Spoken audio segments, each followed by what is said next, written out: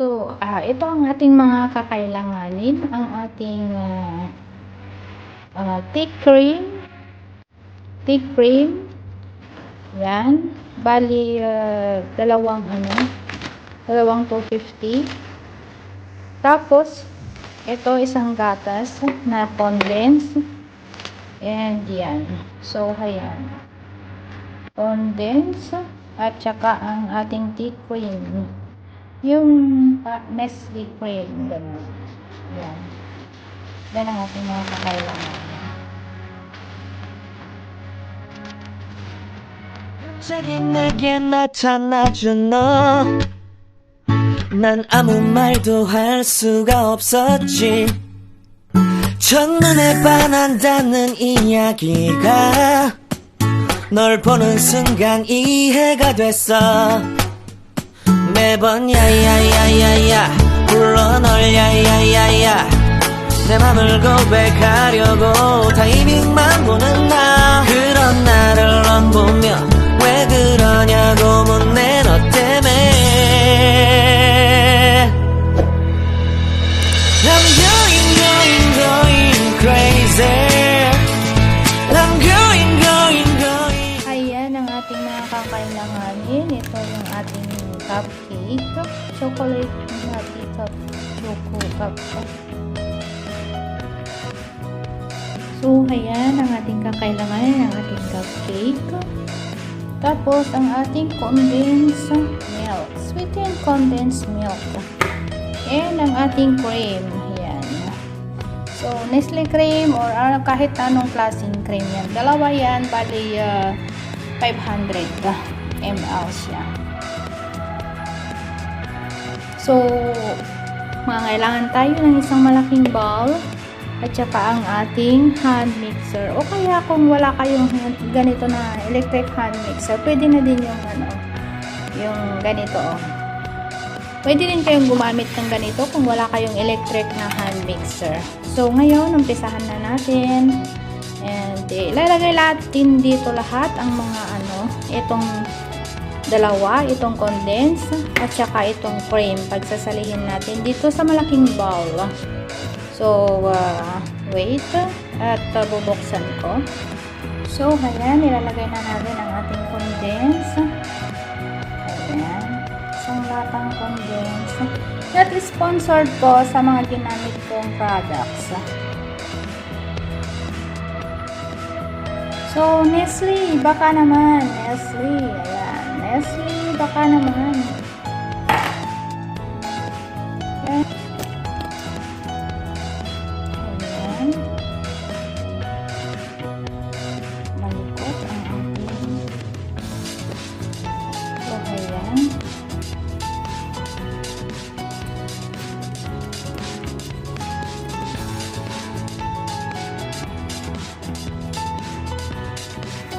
Ayan na po, nilagay na natin ang ating dalawang pinaka main ingredients. Ang ating Nestle cream, tawag nito, condensed milk, at saka ang ating cream.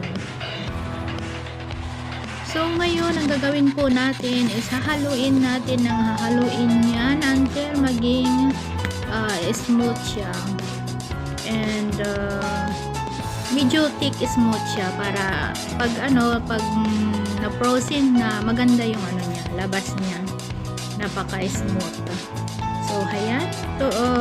Sundan nyo lang po kung ano yung texture niya pagkatapos nito. About 5 minutes or more. It depends upon kung paano kayo mag-halo niyan. So, that's it.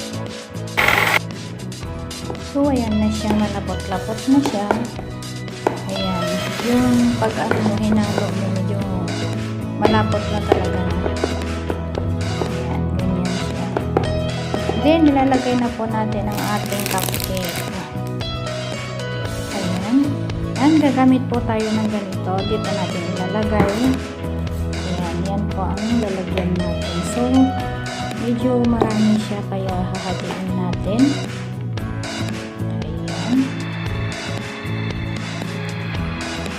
So, parang kasya naman siya. Ayan. Kasya naman siya.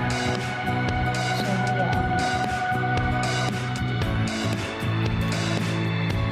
Tapos, ito pong ating cupcake, dudurog-durugin natin yan. Pag hiwalayin, hindi dudurog. So, ayan siya. Durug-durugin lang natin. Tapos, ganun. I-spread lang natin. Kasi yan na yung gagawin natin pinaka-flavor. Durug-durug na siya.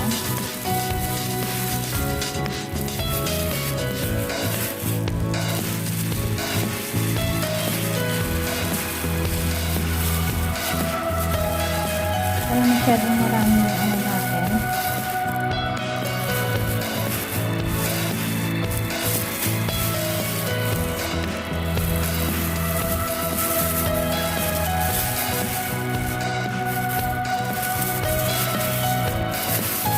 Ano pa lang. Ayan.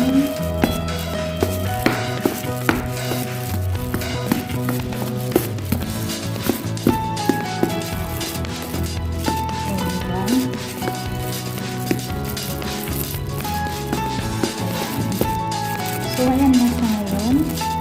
Then, lalagyan natin ng toppings. Gagawin natin yung toppings itong isa.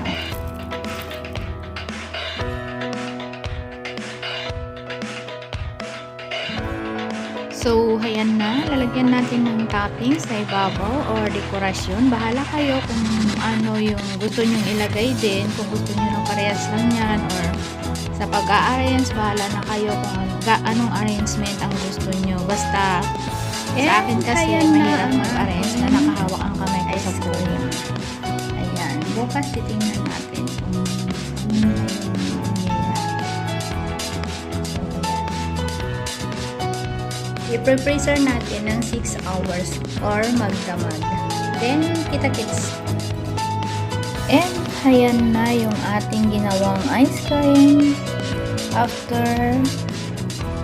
6 hours. Magdamag, I mean. Ayan. So, pwede natin lagyan ng konting pastok sa ibabaw niya.